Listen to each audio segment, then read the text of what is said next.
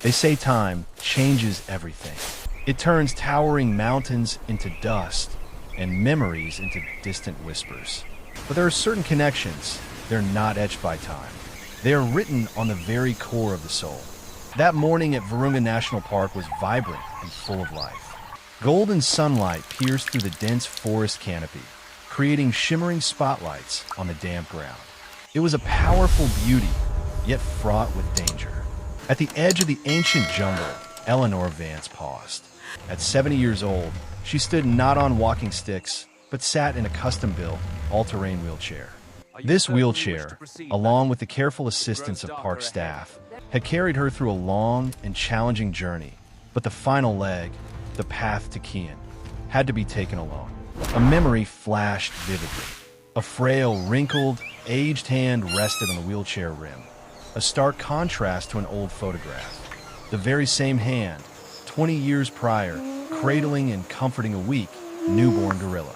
Eleanor had traveled thousands of miles from the tranquil coast of Brighton, across the rugged roads of Congo, for one purpose: to find Kian, her spiritual son. Kian was no longer the shy infant gorilla of yesterday.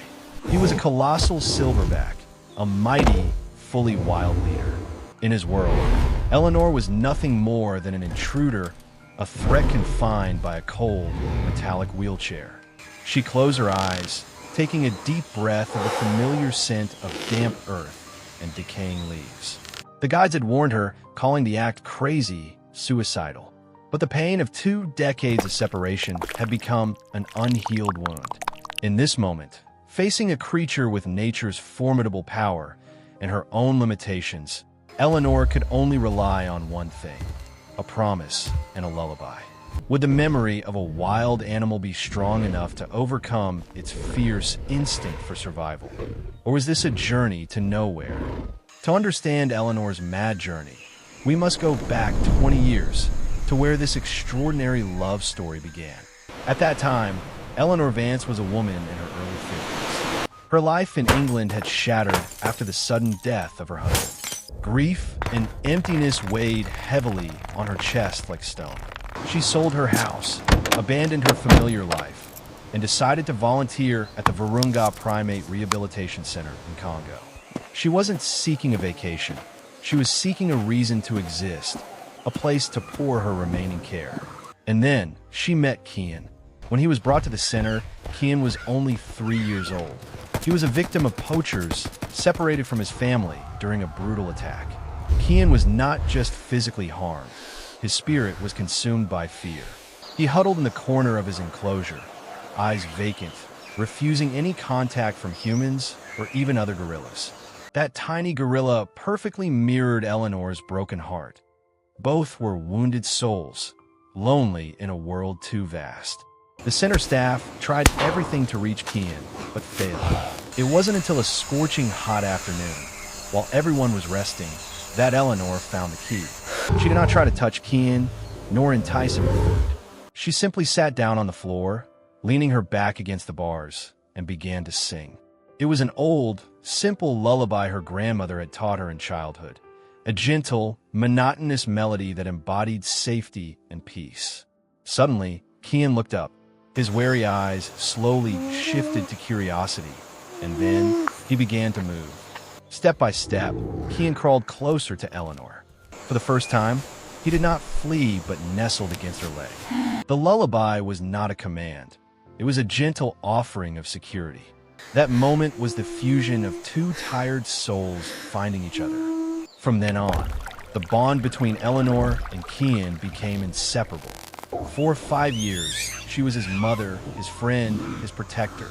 Precious documentary footage captured her devotedly caring for Kian under the blazing sun. Kian growing up in her arms, how he learned to climb, and especially his unique gesture of affection, using his large, gradually strengthening hand to gently pat Eleanor's cheek as a way to confirm her presence. Eleanor found her purpose in Kian's eyes and heart. She didn't just nurture him so he could return to the wild. Kian nurtured her spirit back to life. He taught her that, even after the greatest loss, the human capacity for love and healing remains intact. This bond was proof that love speaks every language, transcending biological barriers. 20 years ago, under the African daylight, they built a foundation of trust no one ever expected to last forever. The peace Eleanor found with Kian lasted for 5 years. But by the age of 55, severe arthritis began to plague her, turning days of caring for Kian into persistent pain. Eventually, doctors demanded she return to England for specialized treatment. It was a heartbreaking decision, but unavoidable. The moment of farewell occurred early one morning, as the fog lifted. Kian, now more mature, seemed to sense something was wrong. He didn't cling as before, but watched Eleanor with a questioning look. Eleanor hugged him tightly one last time, sang the lullaby in its entirety, and silently promised him that no matter where she was, she would never forget him. As Eleanor turned to leave, Kian let out a loud, resonating call that echoed through the forest. That call was not that of an animal, but the cry of a child losing its mother. Eleanor dared not look back. She had to keep her promise for Kian to live his wild life, and she had to keep her promise to take care of herself. 20 years passed. Eleanor's life in England was a combination of medical treatment and working remotely for conservation organizations. Her arthritis had severely progressed, confining her to a wheelchair. Her body weakened, but her spirit did not. However, the longing for Kian remained an unfillable void. The lullaby became her private ritual. Every morning, by the window, she would softly sing the melody, as if sending a greeting across the ocean. She followed news about Virunga.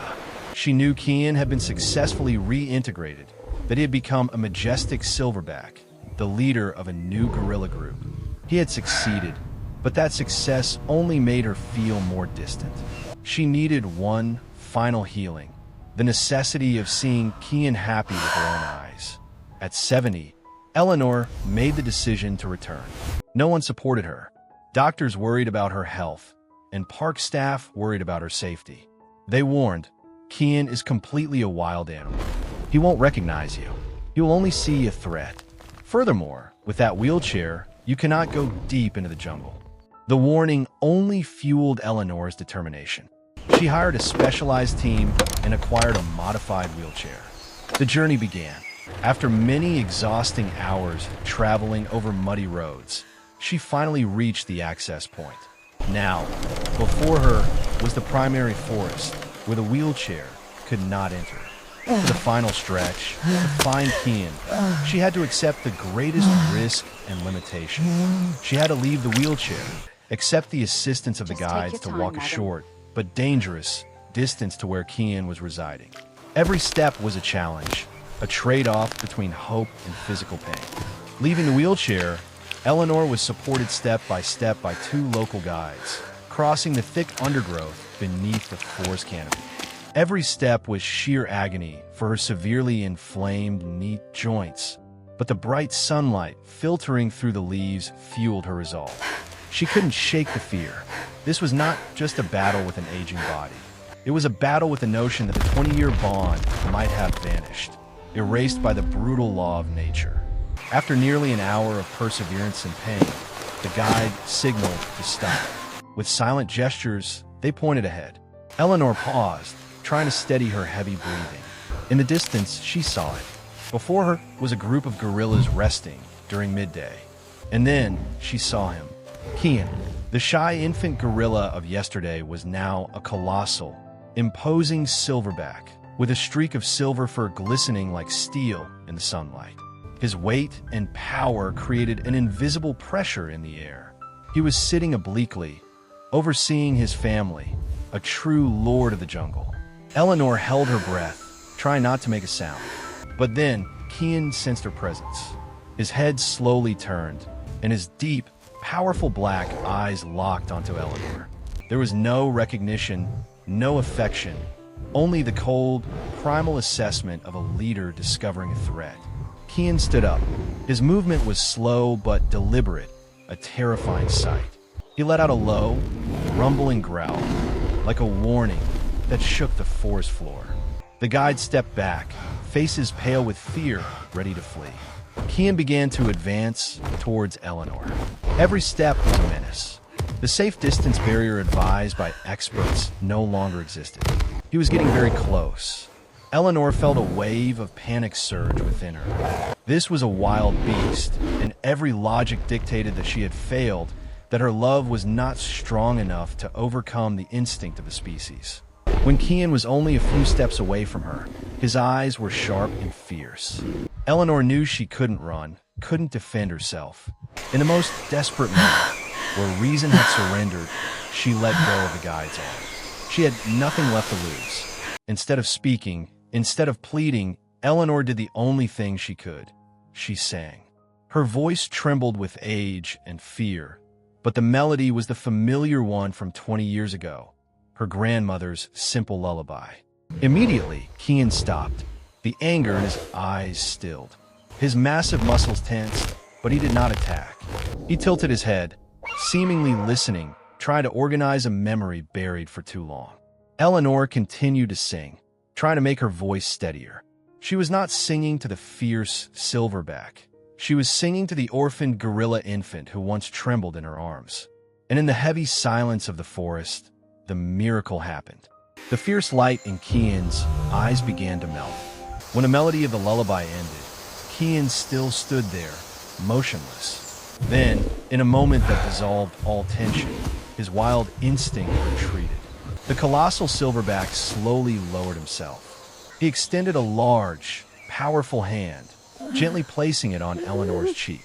It was not a rough touch, but the familiar caress Kian had made as a child.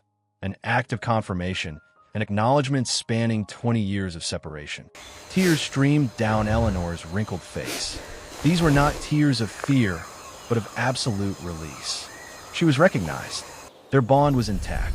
Kian then, in a breathtaking moment of wonder, bowed down and embraced Eleanor. It was an incredibly gentle, affectionate hug, containing all the loneliness and longing they both had endured. And then, the most miraculous sight unfolded. Kian, the 100-kilogram leader gorilla, slowly lay down, resting his head in Eleanor's lap, exactly like an orphaned child finding safe warmth. Eleanor gently patted Kian's back, continuing to hum the lullaby. She felt the powerful beat of his heart, the weight of him in her arms. This moment was not just a reunion. It was the healing of a 2-decade-long wound.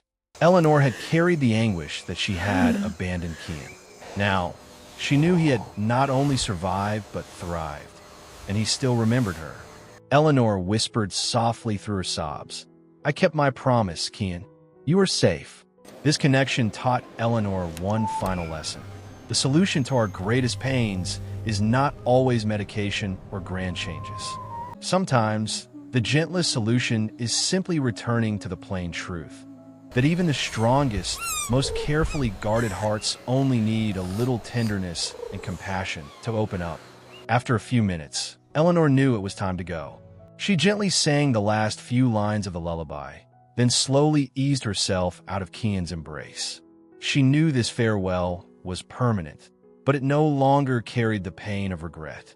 Kian only looked at her, his eyes full of peace, and made no move to follow. He had received what he needed, and so had Eleanor. Eleanor was guided back to her wheelchair by the guides, a serene smile radiating on her face. She looked at Kian one last time, a look of gratitude and love. If this story has touched your heart and given you a little hope, I would love to hear your thoughts. Do you have a memory of a connection that has stayed with you for years? Please share in the comments below. And finally, if you want to explore more stories of love and healing with us, don't forget to subscribe to the channel.